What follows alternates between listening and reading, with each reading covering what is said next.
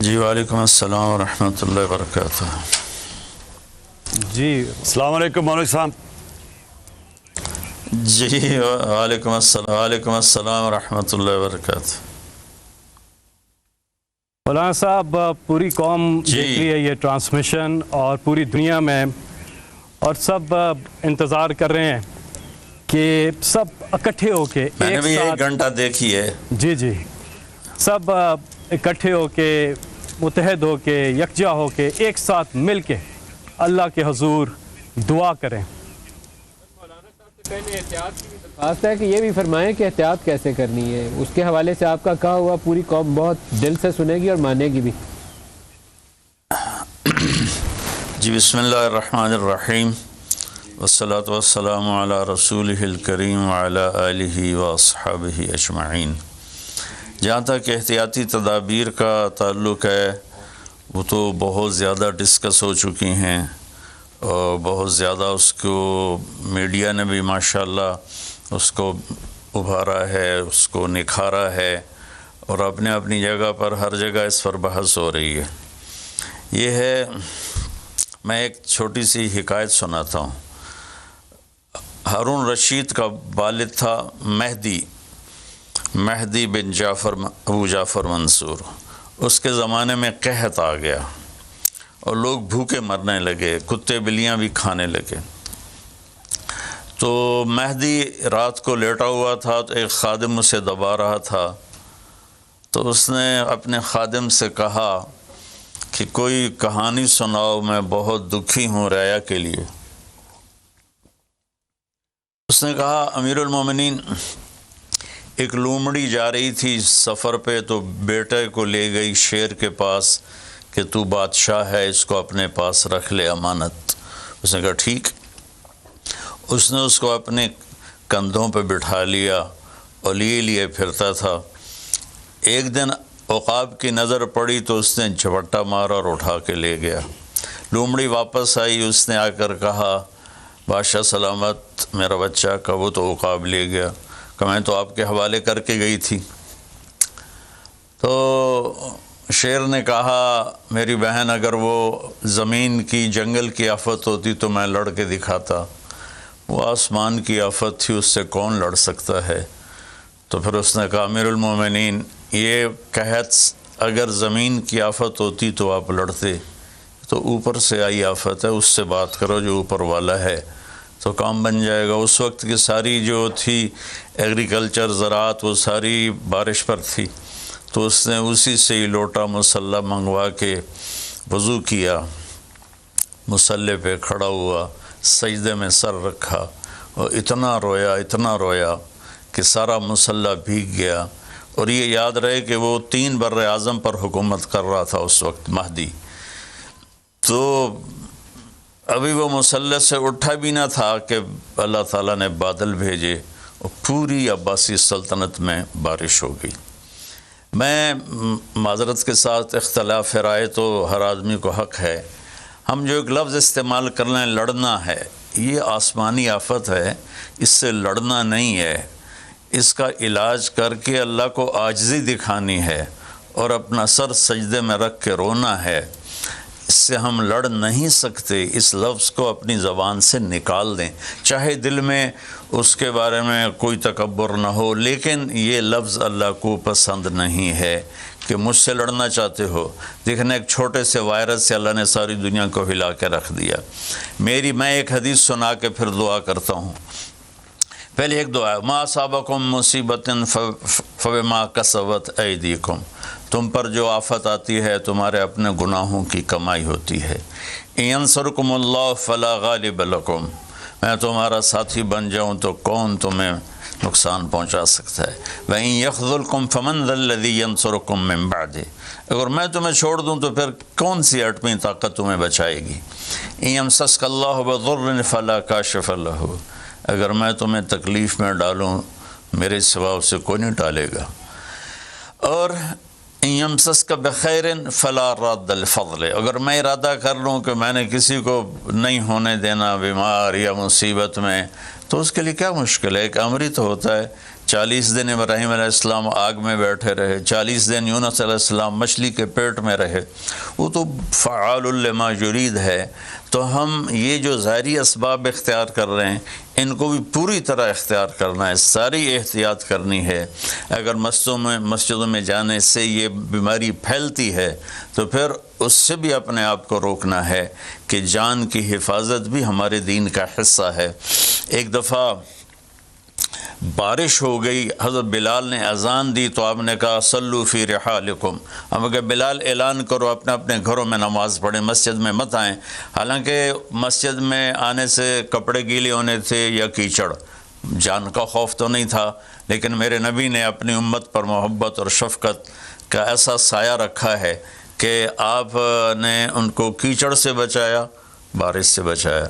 یہاں تو زندگی موت کے مسائل ہیں، بہرحال بڑے علماء اس میں جو کہیں گے اور حکومت جو ان کے ساتھ میٹنگ کرے گی، جو حتمی فیصلہ ہوگا، تو سب سے پہلے ہم اپنے الفاظ میں تواضع لے کر آئیں کہ ہم نے اللہ کے سامنے جھکنا ہے، عاجزی کرنی ہے، اور اللہ کو منانا ہے کہ یا اللہ تو اس کو ہٹا، یہ نہیں ہٹ سکتی، اسے کوئی نہیں ہٹا سکتا۔ اللہ کوئی اللہ کا بندہ رو دھو کے اسے منا لے تو پھر شاید فیصلہ ہو جائے اور اللہ تعالیٰ اپنا فضل فرما دے۔ ایک حدیث پہ اگر عمل ہو جائے تو مجھے اللہ کی قسم کھا کر میں کہتا ہوں یہ کورونا کا پتہ ہی نہیں چلے گا کہاں گیا۔ صرف ایک حدیث، میرے نبی نے فرمایا 4 باتیں مجھ سے لے لو، پھر دنیا بھی تمہاری ہے، آخرت بھی تمہاری ہے۔ 4 اذا کانت فیک، 4 باتیں لے لو مجھ سے، پھر دنیا بھی تمہاری ہے، آخرت بھی تمہاری ہے، تمہیں کوئی ٹیڑھی آنکھ سے نہ دیکھ سکے گا، تمہیں کوئی نقصان نہ پہنچا سکے گا کہ تمہارے رب کا سایہ تم پہ چھا جائے گا۔ تو 4 باتیں کون سی ہیں؟ صدق و حدیث، ہمیشہ سچ بولنا، جھوٹ نہ بولنا۔ اب مجھے بتائیں، سارے یہ اینکرز بیٹھے ہیں، سارے ہمارے وزیر اعظم بیٹھے ہوئے ہیں، ہم کتنا جھوٹ بول رہے ہیں، ہم کس قدر جھوٹی قوم ہیں۔ ہم اس جھوٹ کے ساتھ اللہ کی بارگاہ میں کوئی مقام نہیں لے سکتے۔ تو میرے نبی نے پہلی بات فرمائی صدق و حدیث، سچ بولنا۔ دوسری بات فرمایا حفظ و امانت، کبھی کسی کو دھوکہ نہ دینا۔ یہ میرے نبی نے فرمایا میرا امتی ہر گناہ کر سکتا ہے، 2 کبھی نہیں کرے گا، ایک جھوٹ کبھی نہیں بولے گا، ایک دھوکہ کبھی نہیں دے گا۔ تو وزیر اعظم صاحب آپ اکیلے ہیں، دیانتدار ہیں، اللہ سے رونے دھونے والے ہیں، مانگنے والے ہیں، لیکن 22 کروڑ لوگوں میں سچے کتنے ہیں؟ 22 کروڑ لوگوں میں دیانتدار کتنے ہیں؟ ایک بہت بڑے چینل، میں ہاتھ جوڑ کے اینکر بیٹھے ہیں، معافی مانگ کے بات کر رہا ہوں، ایک بہت بڑے چینل کے مالک نے مجھ سے کہا کوئی نصیحت کرے، میں نے کہا چینل سے جھوٹ ختم کر دو۔ کہا پھر چینل ختم ہو سکتا ہے، جھوٹ نہیں ختم ہو سکتا۔ تو جہاں جس کو، یہ صرف پاکستان کی بات نہیں، پوری دنیا کا میڈیا جھوٹا ہے اور سب سے زیادہ جھوٹ بولا جاتا ہے، اور میرے رب کو، میرے نبی کو جھوٹ سے نفرت ہے۔ میرے نبی نے فرمایا پیاز کھا کے مسجد میں مت آؤ کہ فرشتوں کو تکلیف ہوتی ہے، بو ہوتی ہے، لیکن میرے نبی نے فرمایا جب کوئی مرد عورت جھوٹ بولتا ہے تو فرشتے اس کے منہ کی بدبو سے 3 میل دور بھاگ جاتے۔ تو جھوٹ اور خیانت کے ساتھ ہم کسی آفت کا مقابلہ نہیں کر سکتے۔ آپ نے فرمایا صدق و حدیث، حفظ و امانت، سچ بولنا چاہے جان چلی جائے، اور دھوکہ نہ دینا، مسلمان کسی کو دھوکہ نہیں دیتا ہے۔ تیسرا فرمایا حسن و خلیقت، اپنے اخلاق اچھے کرنا، اور اخلاق کا سب سے اونچا مقام حیا ہے۔ اب میں کیسے بات کروں کہ میرے دیش میں حیا کو کس نے تار کیا؟ میرے دیش کی بیٹیوں کو کون نچا رہا ہے؟ ان کے کپڑے لباس مختصر کون کروا رہا ہے؟ یہ کس کے گردن میں یہ گناہ ڈالوں؟ میں مجرم ہوں، میں نے اپنی قوم کو نہیں سمجھایا، میں اللہ سے معافی مانگتا ہوں۔ لیکن جب مسلمان کی بیٹی بے حیائی کی طرف چل پڑے اور نوجوان بے حیائی کی طرف چل پڑے تو اللہ کی رحمت سب سے زیادہ عذاب قوم لوط پر آیا کہ وہ بے حیائی میں ساری باؤنڈریز کراس کر گئے تھے، تو اللہ تعالیٰ نے ان پر 5 عذاب بھیجے۔ 5 کسی قوم پہ 5 عذاب نہیں آئے، ایک ہی عذاب آتا تھا، ان پر 5 عذاب آئے۔ تو تیسری بات میرے نبی نے فرمائی ہے کہ حیا والے بنو، حیا والے بنو۔ لیکن میری نسل ہے، مجھ سے خان صاحب نے بات کی تھی پہلی دفعہ کہ میں چاہتا ہوں کہ میری یوتھ اللہ کے نبی کے ساتھ جڑے، چونکہ جو ہمارے کالج ہیں، ہماری یونیورسٹیز ہیں، ہمارے خاص طور پر جو یہ پرائیویٹ سکولز ہیں، یہ امت کو، نوجوانوں کو اللہ رسول سے کاٹ رہے ہیں۔ تو اللہ تعالیٰ یہ پہلا شخص ہے جس کے لیے میرے دل سے دعا نکلی جب اس نے کہا کہ میں نے آپ کو اس لیے بلایا ہے کہ میری قوم اپنے نبی کے ساتھ کیسے جڑ جائے۔ میں کیا بتاؤں، جب تک اس بے حیائی کو نہیں ہم روکتے، اور کوئی روک نہیں سکتا ہے، اندر سے نیت نہ ہو۔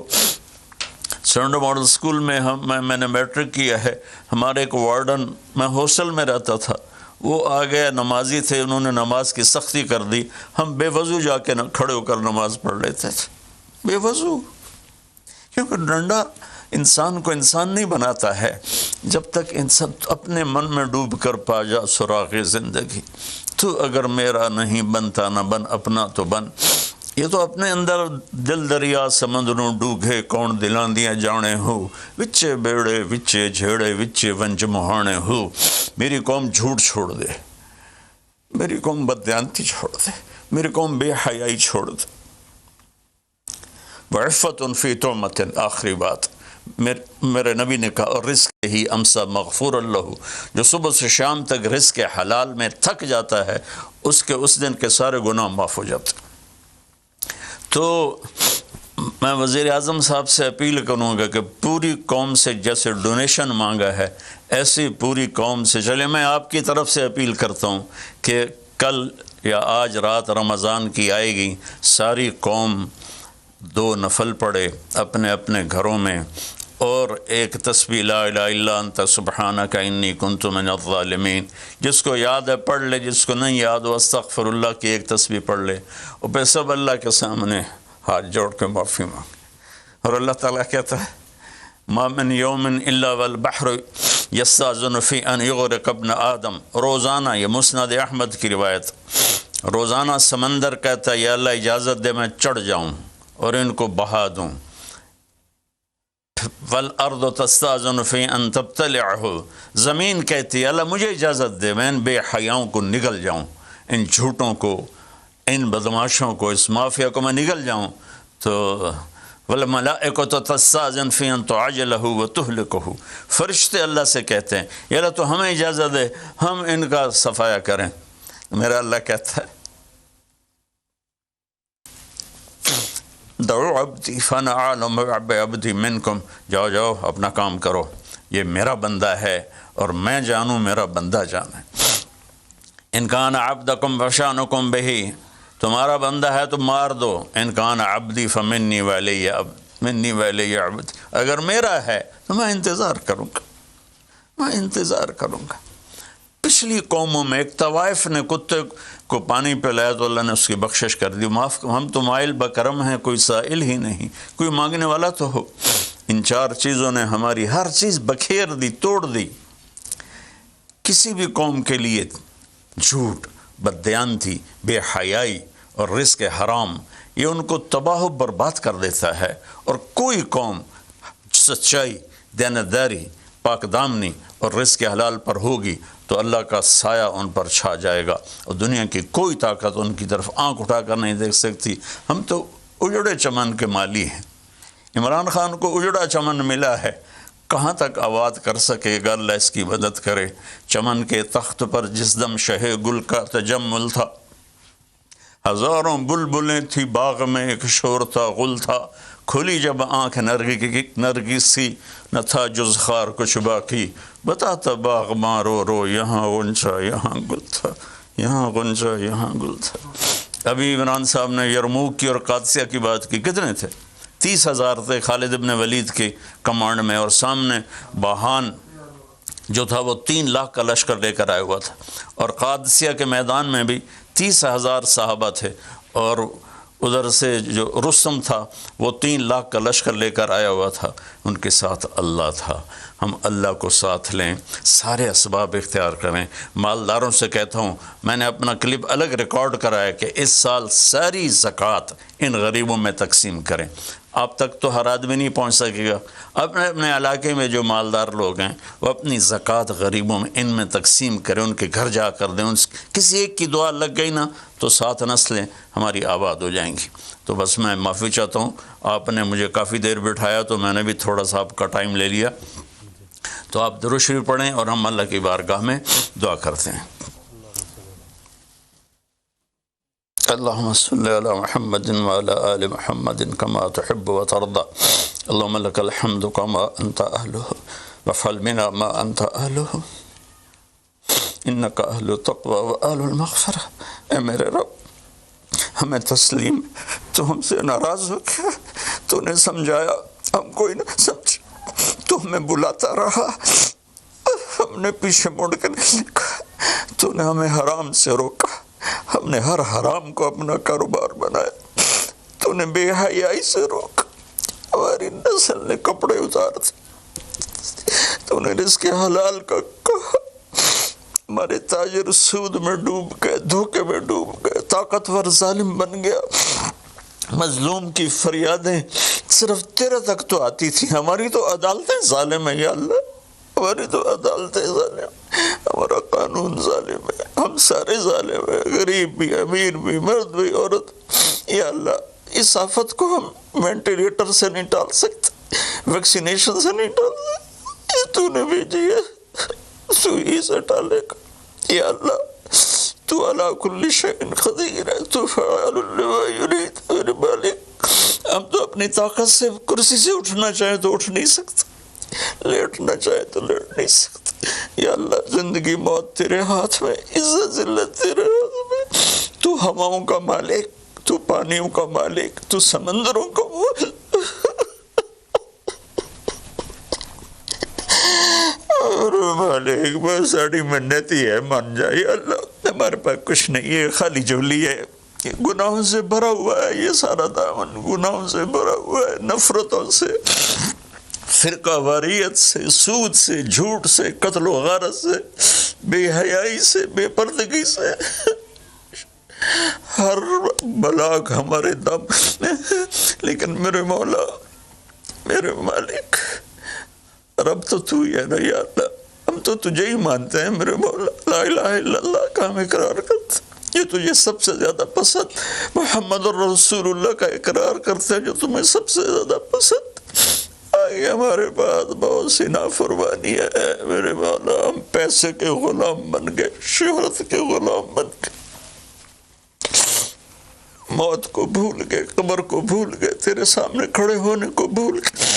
اس بڑی آفت میں ہم قصوروار ہیں، ہم اس سے نہیں لڑ سکتے یا اللہ، ہم تو معمولی سے بخار سے نہیں لڑ سکتے، یہ تو بہت بڑی آفت ہے میرے اللہ، تو دور کر دے یا اللہ، تیری منتیں دور کر دے یا اللہ، تیری منتیں دور کر دے میرے مولا، میرے مولا، دور کر دے میرے مالک، اپنے حبیب کے آنسوں کے تحفے یا اللہ، وہ احد میں تو ٹوٹے دانتوں کے تحفے میرے مولا، اپنے محبوب کے صدقے ہماری مصیبت ہٹا دے یا اللہ، ہمارے پاس کچھ نہیں ہے، نہ دوا ہے، نہ ہسپتال ہے، نہ ڈاکٹر ہے، کچھ بھی نہیں ہے، صرف تو ہے۔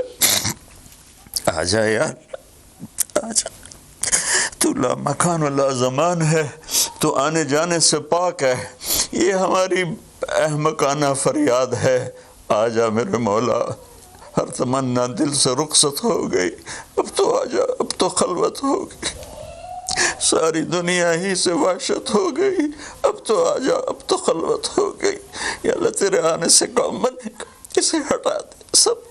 اور یا اللہ، جن چیزوں سے تو ناراض ہوتا ہے ہم اس سے توبہ کرتے ہیں، ہم اس سے توبہ کرتے ہیں، ہم اس سے توبہ کرتے ہیں، ہم اس سے توبہ، میں 22 کروڑ عوام کی طرف سے تیری بارگاہ میں توبہ کرتا ہوں انہوں نے مجھے اپنا نمائندہ بنایا، میں تیرا حقیر گنہگار بندہ۔ یا اللہ میرے ساتھ بے شمار لوگ رو رہے ہوں گے، میں تو ٹی وی پہ نظر آ رہا ہوں، شاید ریاکاری ہو، لیکن جو بچیاں بچے بوڑھے جوان گھروں میں بیٹھے رو رہے ہیں، یا ان کے آنسو تو پاکیزہ ہیں اور آنسو تجھے بڑے پسند۔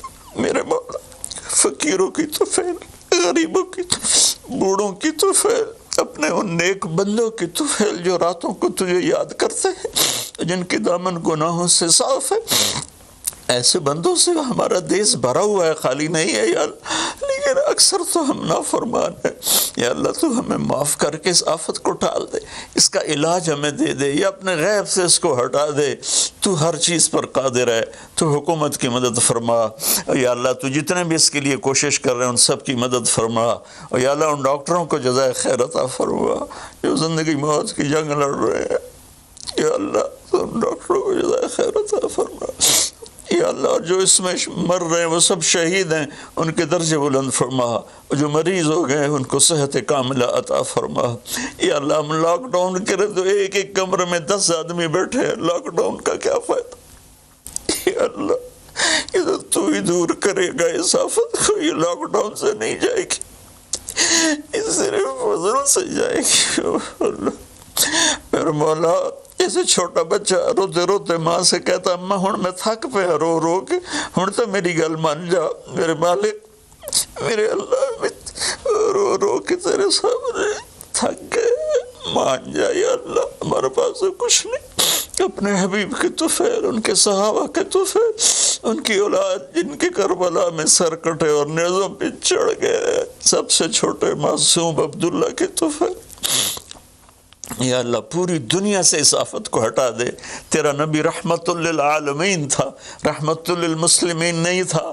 میں یا اللہ انہی کی طفیل دعا کرتا ہوں کہ غیر مسلموں کو بھی اس سے نجات عطا فرما، وہ بھی تیرے بندے ہیں، تو نے انہیں بنایا ہے، انہوں نے تجھے نہیں پہچانا تھا، ان کا قصور ہے، پر تیرے بندے ہیں، تجھے ان سے بھی پیار ہے۔ یا اللہ پوری دنیا کے 6-7 بر اعظم میں جہاں جہاں یہ وبا اپنے پنجے گاڑ چکی ہے، یا اللہ تو ان کو سب کو، اور خاص طور پر امت مسلمہ اور خاص طور پر حرمین شریفین، یا اللہ اس دفعہ حج بھی نہیں ہوگا حرم میں، یا اللہ جگہ نہیں ملتی تھی روزانہ، آج صرف وہ کام کرنے والے تراویح پڑھے گا، وہ بھی آدھی پڑھے گی۔ یا اللہ میرے مالک، میرے اللہ جیسے بچہ ماں سے ضد کرتا ہے اماں کر دے، اماں دے دے، آخر وہ کہتی ہے اچھا میرا سر نہ کھا لے جا۔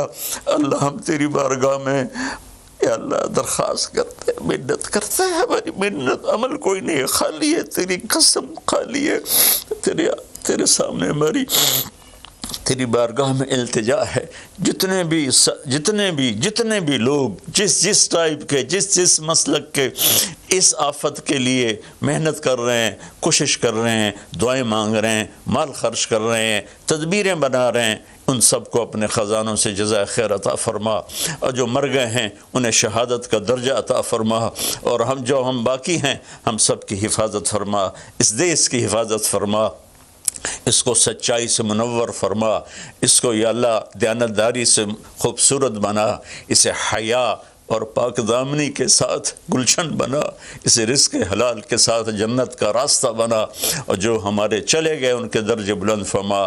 یا اللہ امت کے ہر طبقے کو میرے مولا، ہر طبقے کو میرے آقا اپنی نظر محبت عطا فرما، اور نظر غضب کو ہم سے واپس لے لے، اور جتنے مریض بن چکے ہیں ان کو شفا عطا فرما، ان کو صحت عطا فرما، صلی اللہ، اور جن لوگوں نے ابھی پیسے دیے ہیں ان سب کو اپنے خزانوں سے جزائے خیر عطا فرما، اور جتنے شرکائے مجلس تھے، وزیر اعظم سمیت جتنے بھی شرکائے مجلس نے اس میں احساس پروگرام میں حصہ لیا، ان سب کو، ان کی اولادوں کو دنیا اور آخرت کی ہر خیر نصیب فرما، ہر شر سے بچا، وصلی اللہ تعالی النبی الکریم وعلی آلہ وصحبہ اجمعین برحمتک یا